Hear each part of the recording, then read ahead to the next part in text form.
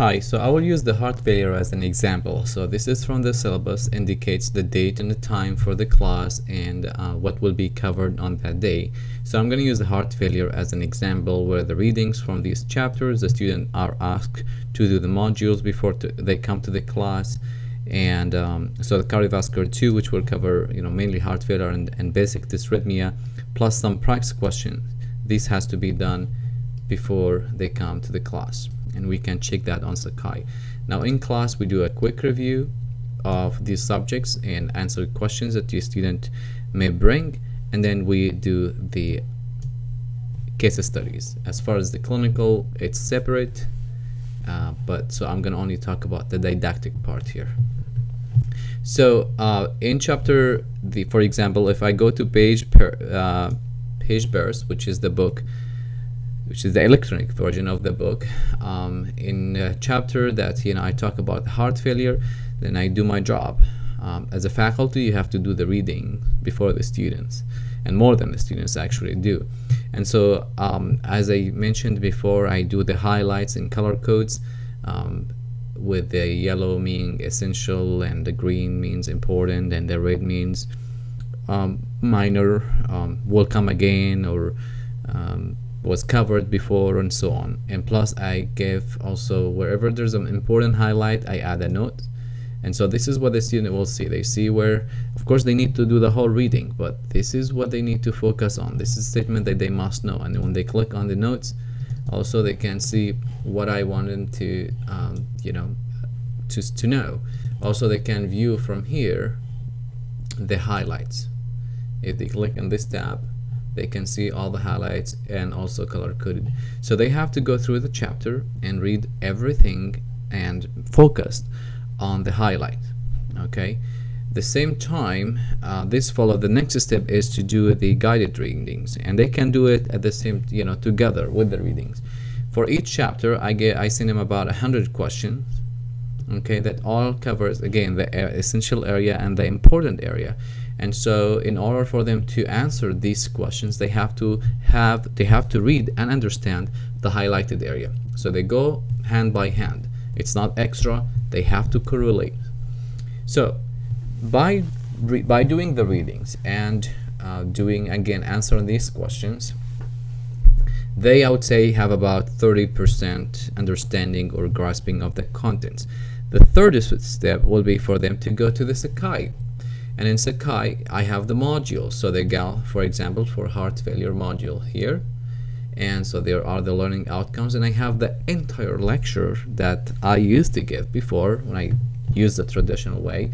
It's about 50 minutes here. It goes over all the important area and you become in a different way. So if you become thin, and so sometimes I do like a song or whatever. So I have different type of different learning style, different teaching styles. So for those people with different learning style, so I cover the pathophysiology, I cover with pictures and animations. For those who are visual, for those who like to listen, they can listen to the voice. I go over the treatment, I go over the important things. Everything is color coded and what each term means, and again the understanding of the clinical manifestations, why the patient feel this way, why are these manifestations, and so on, and the explanation of all that. And then after they I should have done this in maybe short videos like 5 minutes each, but there will be a total of 10, but they still can pause. After 5 minutes they can pause. When they're done with this, now the modules should help them digest what they read and what they answered in their guided questions. And now when they're done, they can test their understanding by doing the quiz at the end here. And so when you click on the heart failure modules, which is the quiz, they can start the quiz.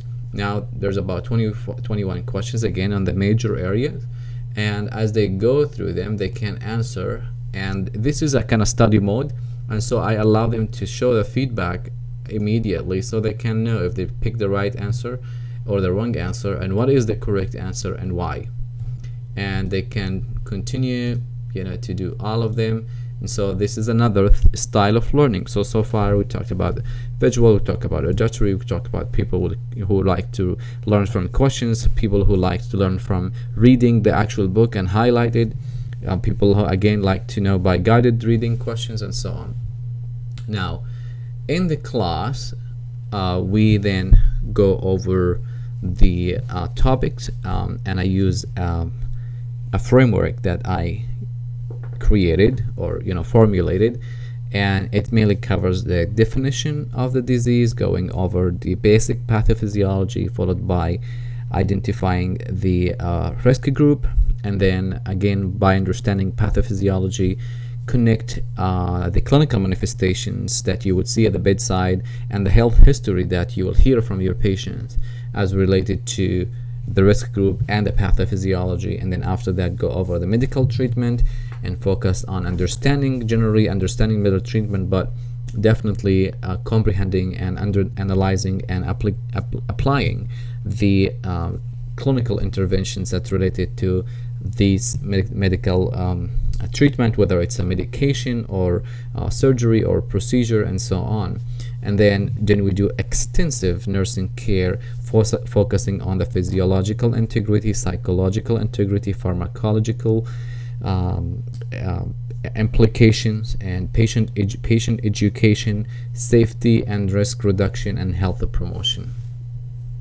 After we do that, then we go to the case study.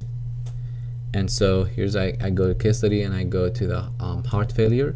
Everything is connected. So in heart failure now it will be broken down for all these modules. It's a real story that I have experienced with a patient, and so start with just what the patient came. What does that mean? Admitting data for this patient. Through this we have to understand how this patient has become at risk and how this patient developed the heart failure. What is in her medical history and surgical history and allergy or psychosocial that contributed to that? And these are not really testing. This again is more of a study mode, so the answers can be there. I just want the student to pay attention to it. And then the risk factors, what's modifiable, non-modifiable, what led to heart failure, what it means to see a Q wave and MI, and so on. And sometimes I throw a question there, since the patient is allergic to penicillin, although this is not about allergy, but these are again clinical scenarios, so we have to cover everything. And then we go to the history of present illness. What would you expect the patient to share in their history that again clarify the pictures and help you in a differential diagnosis? And then as far as objective tests, whether it's an X-ray or ECG, what do you see and how is that related to the diagnosis? And then if you go to the bedside to see this patient, what will you hear from them? And if you do the physical examination, what will you expect to see? And what is the meaning of every clinical manifestation that you can see? We go over this together, question by question, randomly assigned to students, because they need to review it before they come to the class, and they must be prepared to answer all these questions. Then we move to diagnostic test. What do you expect to see? Why the heart is large, and why you see this changes in X-ray, and what is echocardiogram? And at this time we're talking about, of course, the nursing intervention. What's the difference between echocardiogram and chest X-ray? What kind of preparation that you have to do, and all the nursing intervention that's related to echocardiogram. Pathophysiology and some questions related to that. Make sure that they understand. What do you expect to see when you do a head-to-toe assessment? What do you expect to see in the diagnostic test, and how everything is related? Why the patient with a chronic heart failure will have low hemoglobin? So this is the time where you collate hemoglobin with renal failure and or decline in the function, and the erythrobiotins and so on. And this is the time where you look at the creatinine and BUN and see that this patient start to decline, to have declined renal functions as a result of heart failure. So all that connection.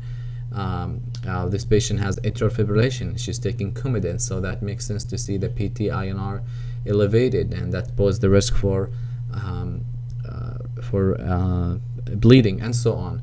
And then we go over the medication, what's the indication of each, and why, in the very specific indication in these cases. And the safety comes here for a patient who's taking digoxin, who's also taking Lasix, which can lower the potassium, and that's increase the risk for digoxin toxicity.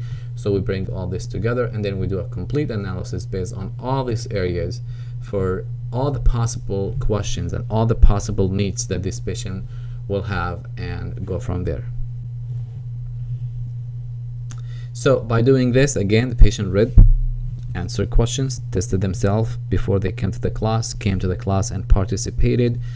Now completely understand how everything is correlated with each other, and connecting all these dots together. The questions in the exam should not be anything different than what is covered in all these different areas and different learning and teaching styles.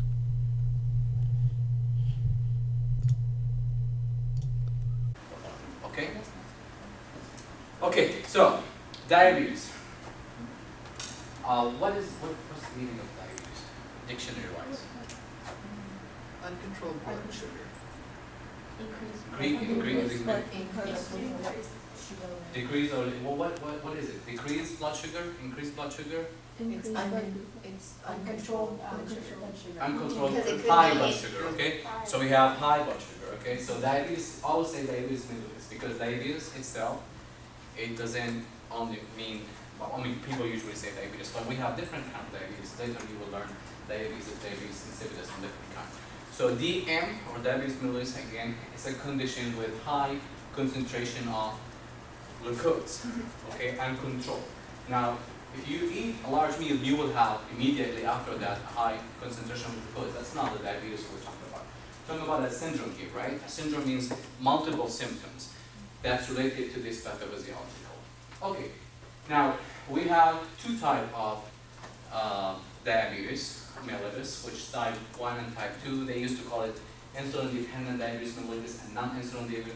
That's changed now. So we have type 1 and type 2. All right. So what's the difference between type 1 and type 2? Let's do it by hand. Yeah. Okay, so for type 1, there's an autoimmune disease that's causing it to disrupt the beta cells, or like attack the pancreas.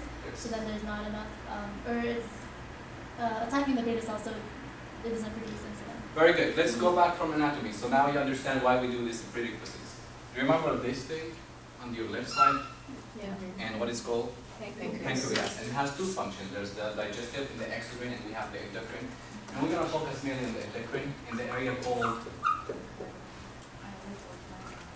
and we have specifically, there's alpha, beta, delta. We're going to focus on beta. We found out that these beta cells are the cells that they produce insulin. In type 1, it's an autoimmune disease. Usually that leads to destruction of the beta cells, right? And so destruction of beta cells leads to Hypoinsulinemia. exactly, or almost zero insulin. So that takes me to insulin. What is insulin? Now see, I'm going to give you some question. If you're like, really, I need to know that, or how can I study to know that? Let me ask you a question. Is insulin enzyme or protein? Protein. Enzyme. Enzyme or protein? Enzyme, because when you eat and it's digesting your food, and the enzyme, which is the insulin, is released to and digested. Okay, that takes me to biochemistry. What is the difference between protein and enzyme as far as functions? What is the function of enzyme? To enhance Chemical reaction. Yes. Doesn't do anything, right? It goes like, do it, you guys, do it, you can do it. So enzymes get in the chemical reaction and leave, lose nothing, okay? But protein, it has a function of transportation, one of the major. So let me ask the question again, but I don't want you to forget. Is insulin protein or enzyme? So it's a protein, okay? And so what is the function of insulin? And I want you to take the voice. What is the function of insulin? Insulin gets the glucose from the blood and brings like a vehicle to the molecules. Very good. So really it's a transportation. Now you may see in the internet or some books where insulin burns the glucose. Actually insulin doesn't. Insulin takes the glucose to the cells to be metabolized there, right? The cells, they do the metabolism. So that is the major function of insulin. It's transportation. It's like a vehicle. So if you don't have vehicles or transportation, what happens? People get crowded, and that's what happened with glucose. Okay, how about type 2 diabetes? What is the difference in pathology between type 1 and type 2? It's resistant to insulin. Okay, so there are multiple things, right? It's either the beta cells become weak, and so it's not producing some insulin but not enough, or there are some insulin there, but the cells are not sensitive to them anyway. They don't recognize them, they reject them. So you have these buses, they come to these areas and carry people, but they're rejected, okay? And sometimes the other way that it can happen, the liver, what's the action of liver in terms of metabolism, glucose concentration, glucose control?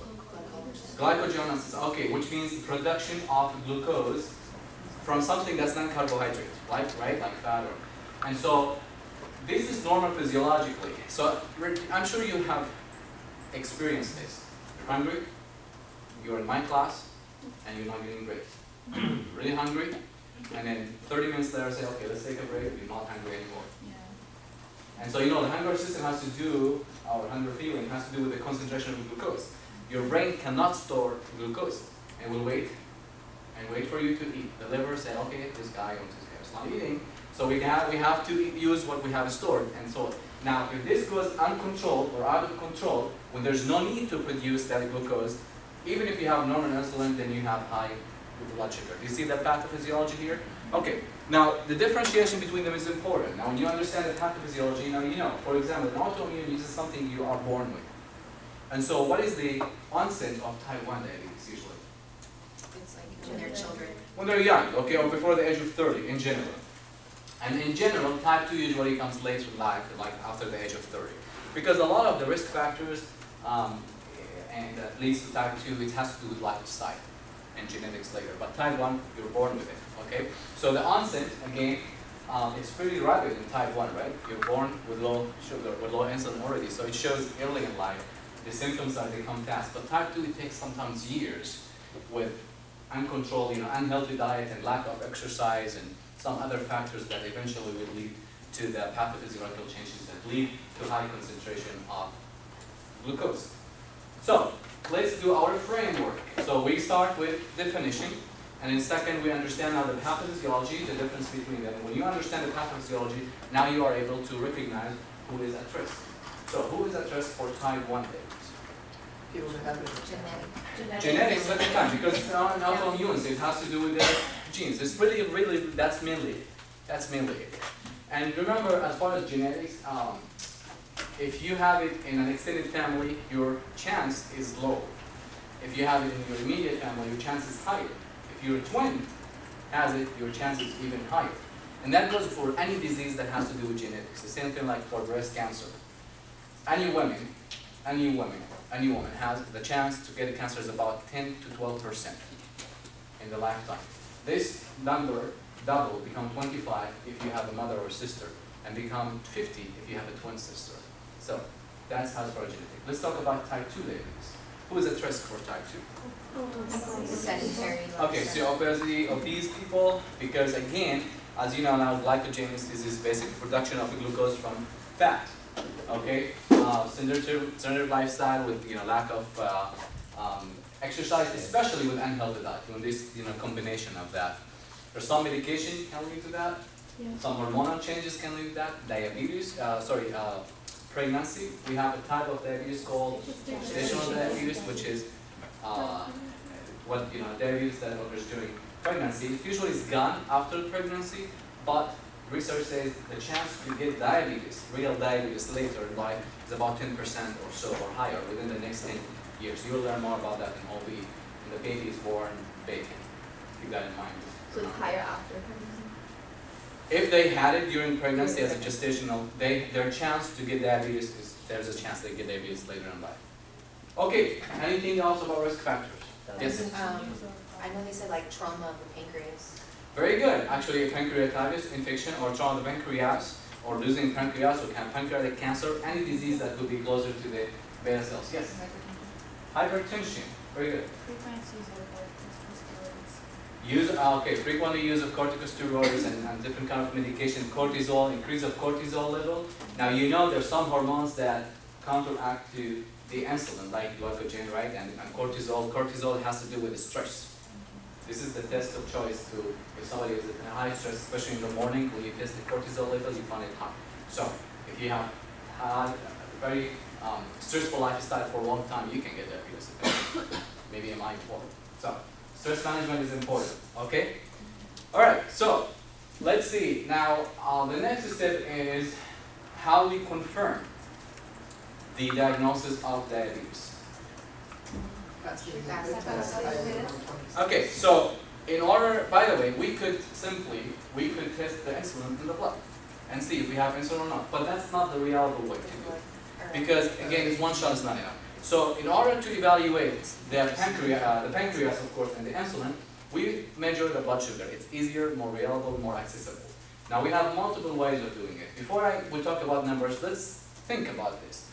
Normal, physiological, when you eat, what happens to your insulin level?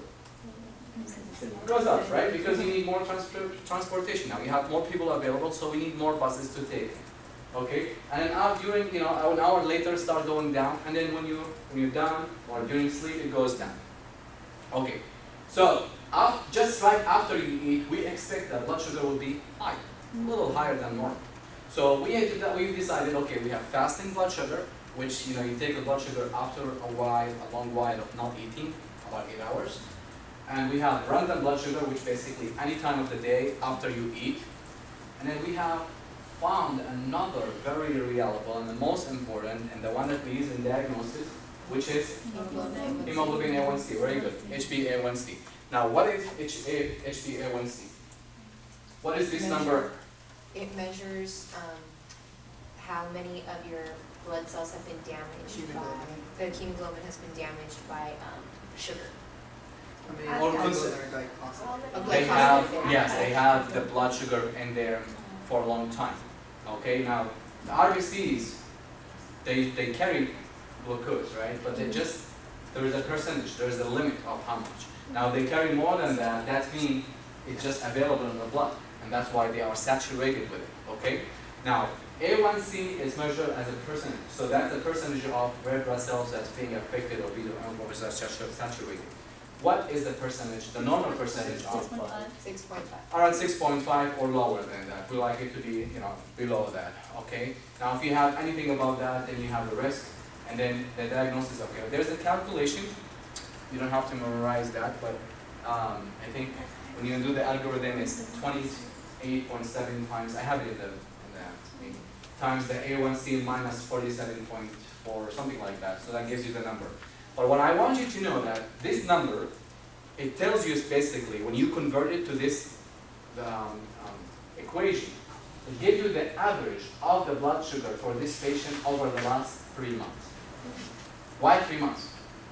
Because you want to know consistent. Very good. That's the lifespan of the RBCs. Okay, so for a patient, for example, for a patient of A1C 12%, remember, this is there's no unit. It's a 12%. It's a percentage. When you do the calculation for this one, you get a number close to 300. Okay? Now, what is the normal blood sugar? Normal fasting blood sugar? 70 to 120. Okay. There's a lot of different numbers there. Most hospital you see it's 70 to 110. And that's the number we're going to go. A lot of books say 7 to 120. I think 120 is high. 70 to 110. That's the normal blood sugar, milligram per deciliter. Okay? Now, this patient, his average, so basically at any given time when you have for that day, his average is 300. What do you think about that? That's very high. So, A1C, few things that you need to know about it. First is, well, if it's a blood sample, right? Just we take a blood sample because we look at the RBCs. It gives you a number. This number can be converted to an average of a blood sugar over the last 3 months. So that's how often we do it. Now, we do it to diagnose the patient, right? So if the patient is above what? We call ddiabetes. What should be the number? Above what? The percentage? Yes. 65.